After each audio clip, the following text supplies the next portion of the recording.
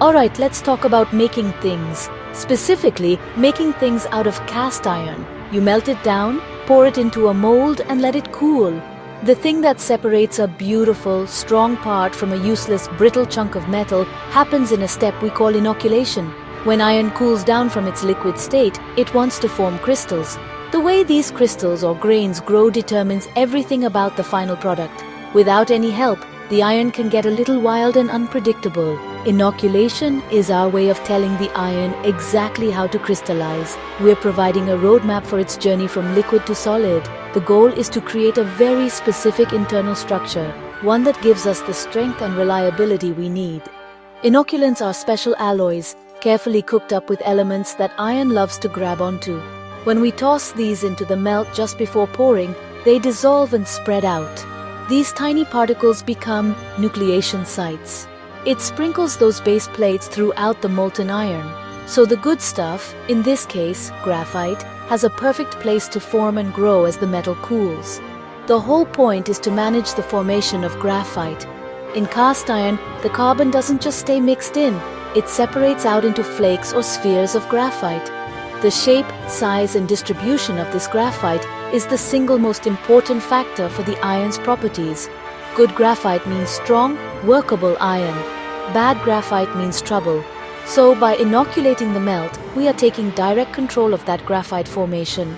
We are, in essence, being the architects of the iron's internal structure, designing it from the inside out for maximum performance and minimum failure. It's a beautiful bit of material science. So, what happens if we skip this crucial step? What if we just melt the iron and pour it straight into the mold? Well, that's where we run into what I call a casting catastrophe. Without those nucleation sites we talked about, the iron gets supercooled.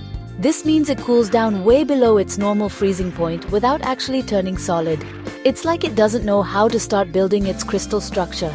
Instead of nice, orderly graphite, you get something called iron carbide or cementite. This creates a structure we call white iron. And let me tell you, white iron is the villain of our story. It's incredibly hard, which sounds good, but it's also terrifyingly brittle. You could probably shatter a piece of it with a well-aimed hammer. It's almost impossible to machine. Trying to drill a hole in it will just destroy your drill bit. This isn't the tough, reliable cast iron you want for an engine block or a frying pan.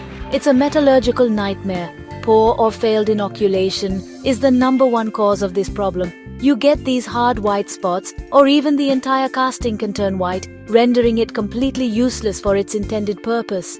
Another huge problem is something called shrinkage porosity. As metal cools and solidifies, it shrinks. That's just physics. But if it cools unevenly, which it will without proper inoculation, some parts will solidify while others are still liquid. This creates voids and tiny holes inside the casting, like a metal sponge. These pores are massive weak spots.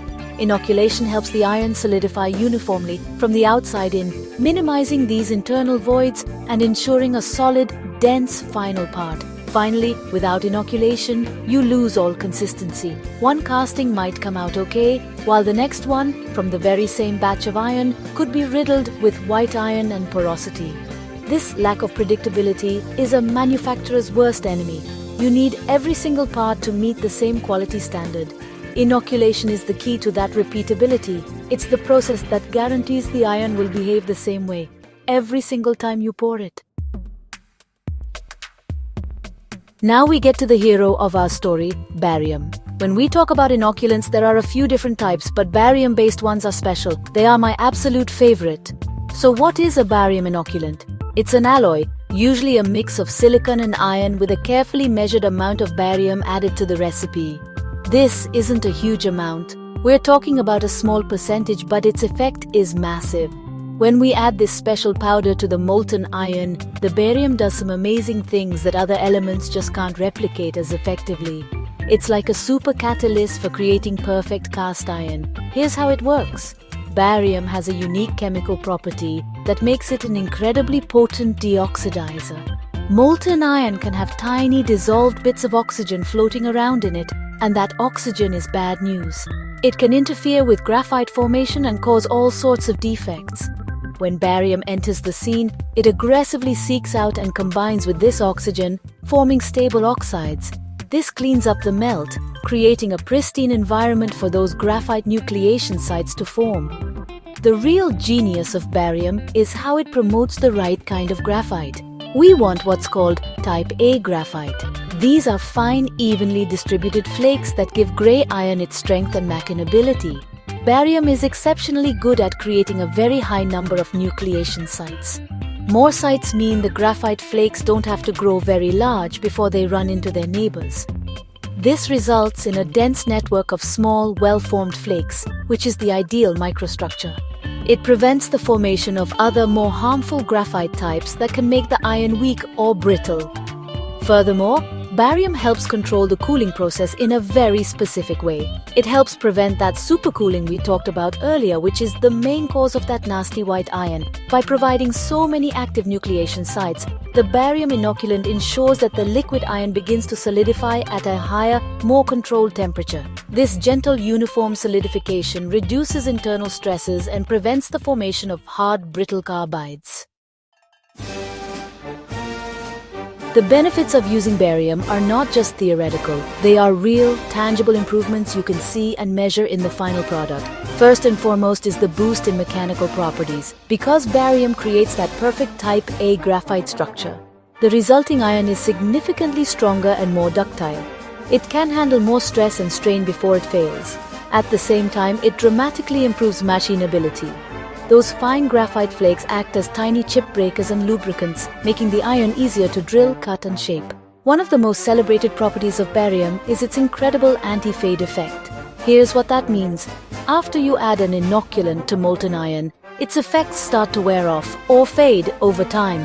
If you have to wait too long before pouring, the inoculant might become useless. Barium, however, creates very stable nucleation sites that last much longer in the melt. This gives you a wider window of time to pour your castings without worrying about the inoculation failing. For a busy foundry pouring many molds from one ladle, this fade resistance is a game changer, ensuring the last casting is just as good as the first. This stability also leads to incredible uniformity. Because the barium works so effectively for a longer period, it ensures that the entire batch of iron has the same properties. Whether it's a thick section or a thin section of a complex part, the graphite structure remains consistent. This reduces the risk of having hard edges or soft spots, which can be a major problem in castings with varying thicknesses. The result is a more reliable and predictable product, part after part. You're not just making a single good casting, you're guaranteeing 1,000 good castings. That's the power of process control. In summary, barium inoculation is the secret to unlocking the full potential of cast iron. It's a small addition that makes a world of difference. By preventing the formation of brittle white iron, reducing shrinkage and porosity, and promoting the growth of ideal graphite, it makes the iron stronger, more machinable, and far more reliable. The special fade-resistant nature of barium provides an extra layer of security, making the entire casting process more robust. If you enjoyed this video, hit that like button and subscribe for more content just like this. Don't forget to ring the notification bell so you never miss an upload.